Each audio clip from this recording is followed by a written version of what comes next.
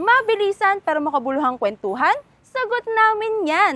Mga tanong ng taong bayan tungkol sa mga programa at serbisyo ng DSWD, bibigyang linaw natin yan. Kaya tutok lang dahil ang inyong tanong, aming sagot. Dito lang yan sa DSWD Fast Break. Narito na ang pinakabagong programa na magbibigay kasagutan sa inyong mga katanungan. Mga programa at serbisyo ng DSWD, sure na tamang impormasyon ay mapapasa inyo. Ako po si Lourdes Bustamante, ang inyong makakasama ngayong araw para sa DSWD Fast Break. Dito sa ating Fast Break, meron tayong mga panauhin na makakasama every episode at sasagot sa inyong mga katanungan. Pero bago yan, ano nga ba ang tanong ng taong bayan? Tawagin na natin ang ating field correspondent na si Ralph para ihatid ang tanong ni Juan para sa DSWD. Ralph, kamusta ka dyan sa labas? May ano kayo? Chili ka? Uy! Andyan na naman pala kayo. Another day, another tanong ni Juan. Nandito tayo ngayon sa Barangay Bagong Silangan, mga kaibigan. No? At ngayon, aalamin na naman natin kung ano ba ang tanong ng taong bayan sa DSWD. Nandito tayo ngayon, kasama natin si ate no, na nagtitinda ng siomay. Bumili na ako sa kanya. No? Hi ate, ano pong pangalan nyo? Sara? Ate Sara. Wait lang, bababa ako, di ako kita. Ate Sara, may katanungan ka po ba sa DSWD? Tatanungin ko lang kung ano ba yung DSWD helps, tsaka paano ba humingi ng tulong doon? Ano ba ang DSWD helps? Paano ba humingi ng tulong doon? No? Ayan ang katanungan ni Ate Sara at balik sa inyo dyan sa studio. Bye-bye! Ayan, maraming salamat Ralph at kay Ate Sara para sa iyong katanungan. At para naman sa ating mga live viewers, kung kayo po ay may katanungan, i-comment nyo lang yan dito sa ating live stream dahil sasagutin natin yan sa mga susunod na episode. At syempre, huwag kalimutang i-like at i-share ang live na ito para tamang impormasyon din ang ma-share nyo sa iba. Ngayon nga ay meron tayong ulit special guest na sasagot sa katanungan ni Juan for today. Kilala siya sa kanyang malawak na kaalaman tungkol sa DSWD helps at sa kanyang serbisyong with extra love at extra care sa ating mga kababayan. Tawagin na natin ang ating special guest for today. Walang iba kundi si Standards Bureau Director, Megan Manahan. Good morning, Director! Good morning, Lourdes! Ayun, pakibati na rin ang ating mga live viewers, Director. Yes, good morning po sa lahat ng nanonood ngayong araw na to. Ayun, so ready ka na, Director, sa ating Fast Break for today? Yes, very ready. Ayun, so meron tayong katanungan ni Juan for today. Ito yung kanyang question, no? Ano nga ba ang DSWD helps? Paano at pwede bang humingi ng assistance dito? Sige, ano po yung DSWD helps? So, sa DSWD, mahilig kami sa mga acronym. So, helps means Harmonized Electronic License and Permit System. So, ano ba yung meron dito sa system na to? Meron po kasi tayong mga NGOs na social welfare yung cost nila. Tawag namin sa kanila Social Welfare and Development Agencies or mga SWADAs. So, dati po, nag-a-apply sila ng mga registration, license to operate, accreditation nila manually. Ngayon, ginawa namin siya digital. So, dito po sila nag-a-apply sa DSWD help. So, registration, license to operate, accreditation. Kapag nag-a-apply din po ng public solicitation permit, yung mga individuals or yung mga organizations or yung mga SWADAs natin, dito rin po sila dapat mag-apply. And lastly, we have that service. It's called Application for Certification for Duty Exempt Importation of Donation. Medyo mahaba siya. It basically means na yung mga NGOs na social welfare yung cost, kunyari may dadating na goods from abroad, pwede sila mag-request ng certificate from DSWD, i-endorse ito sa customs para maging duty-free yung pagpasok ng mga goods.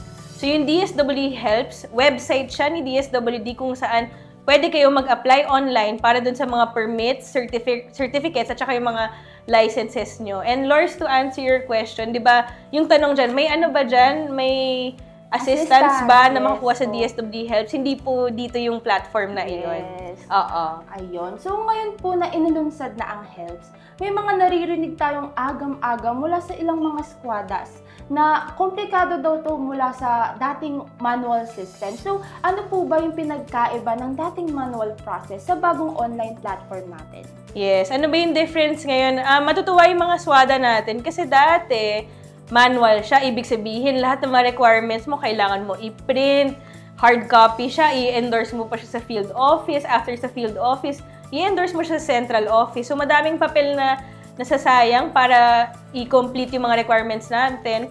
Ngayon, digital na siya. Ibig sabihin, convert mo lang to PDF yung mga requirements mo. Wow. Login ka lang sa helps.dsw.gov.ph.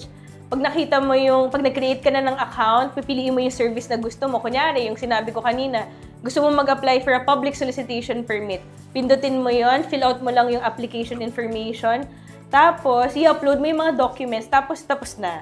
Ibig sabihin, maghihintay ka na lang ng 7 working days upon submission of complete and compliant documents.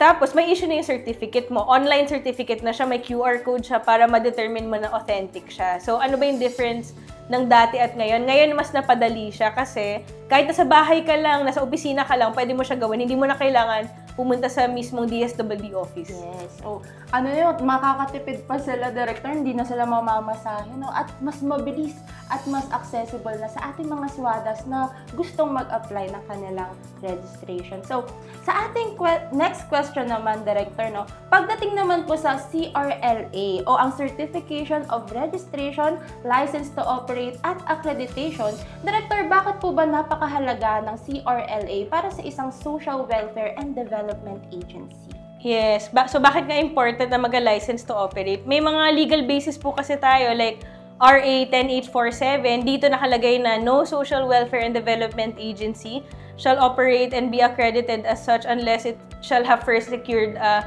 license from DSWD.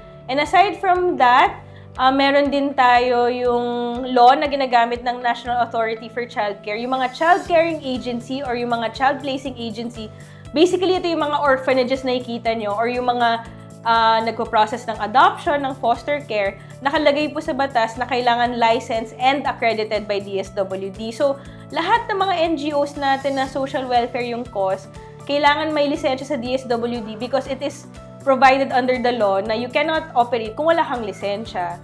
So, i-connect ko na lang din kung bakit importante ito. So, this year, nag-launch kami ng February 18. Aside from making the process easier para sa mga NGOs or sa mga SWADAs natin, we do strict monitoring. Ibig sabihin, twice a year kapag residential, once a year kapag non-residential. Pinupuntahan namin not only those issued with valid licenses, valid accreditations, pero maski yung mga unregistered and licensed, tinitignan din namin. And very strict kami dito kasi ngayon sa central office kami nag-process ng mga licenses and permits. Pero sa field offices, sila yung on the ground na nagko-conduct ng monitoring. So kapag may nakikita kami na unregistered, unlicensed, or kahit anong may complaint, kunyari sa mga SWADA natin na nasa regions, dinireport sa amin dito, tapos ina-action na namin agad. So talagang we have eyes everywhere para ma-determine na nag-ooperate yung mga SWADAs natin within the standard of DSWD.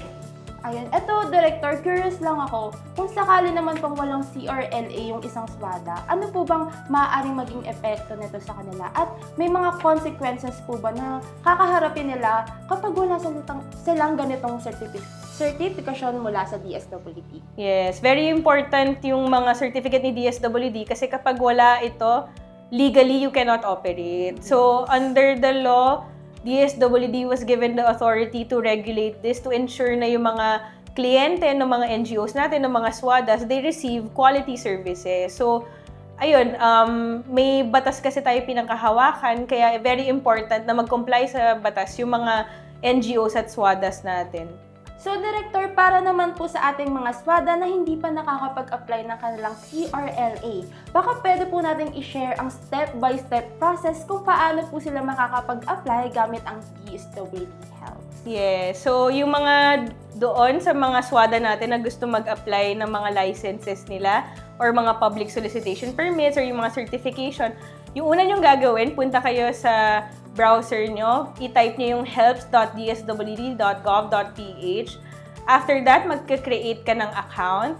And then, after you create the account, na-verify na namin at our end, pipili ka na ng service na kailangan mo. Kunyari, nag-expire na yung license mo. Pindutin mo yung Certificate of Registration and License to Operate na button. And then doon, makikita mo, you have to fill out certain information, yung details about your agency, your programs and services, saan ka ba nag-ooperate.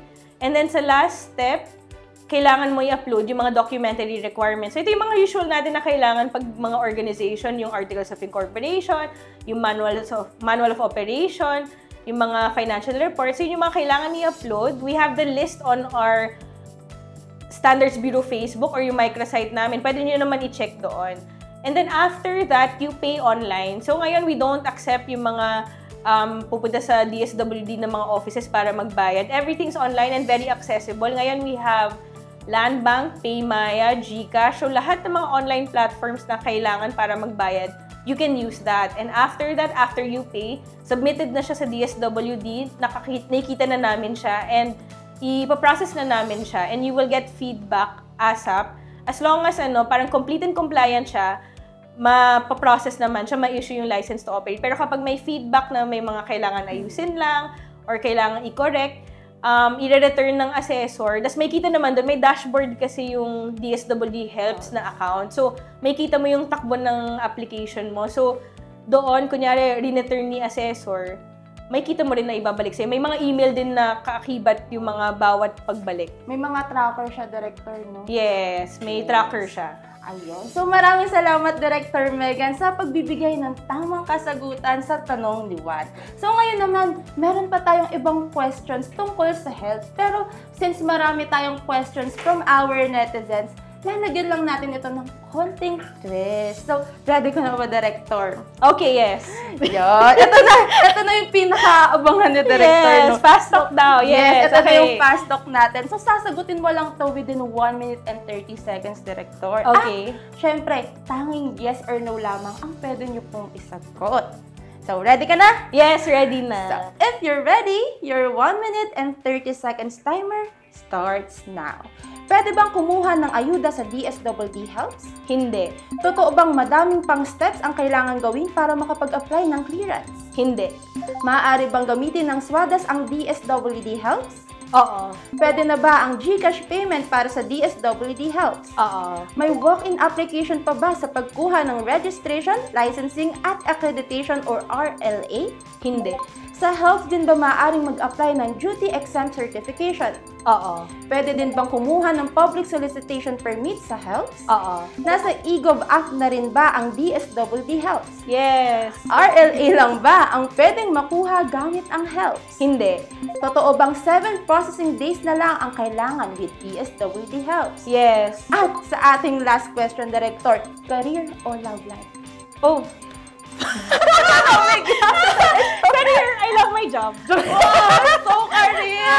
Pero naghahanap rin ako love life. So available si Director, no? Yun. Nabigla ata si Director sa ating last question. Yes, wala siya sa script. Yes, Wala okay. Hindi po siya scripted. Oh.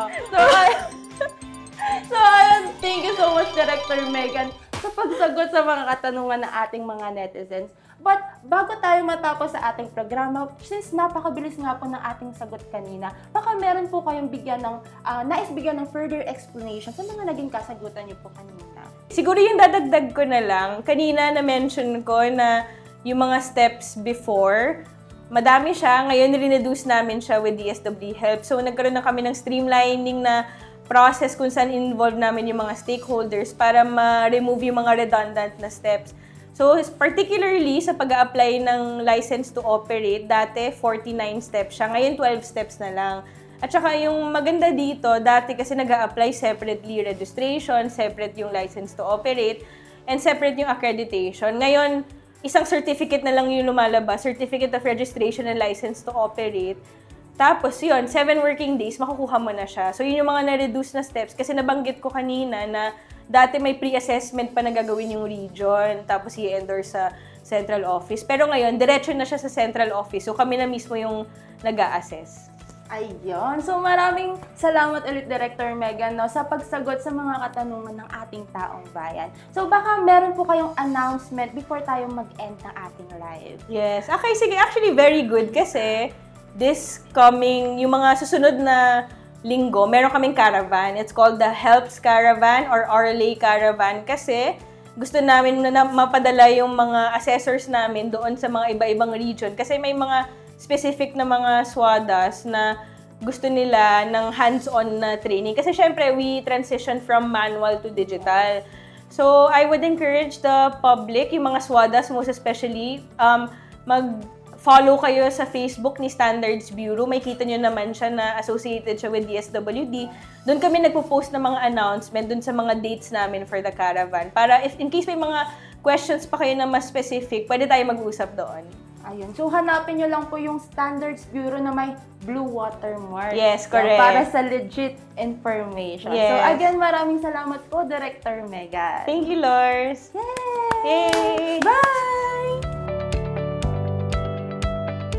At ngayon nga ay nasagot na ang tanong ng taong bayan sa ating Fast Break episode ngayong araw. Para manatiling updated sa mga balita ng DSWD, huwag kalimutang i-follow ang aming official Facebook page para siguradong tamang tulong at tamang impormasyon ang mapasa inyo. At kung sakali mang may na-miss kayong episode ng DSWD Fast Break, don't worry dahil pwedeng-pwede nyo itong balikan sa aming official YouTube channel. Alam naming marami pa kayong katanungan tungkol sa mga programa at serbisyo ng DSWD. Kaya, tutok lang tuwing Miyerkules para sa isa na namang mabilisan pero masayang kwentuhan dito lang yan sa DSWD Fast Break.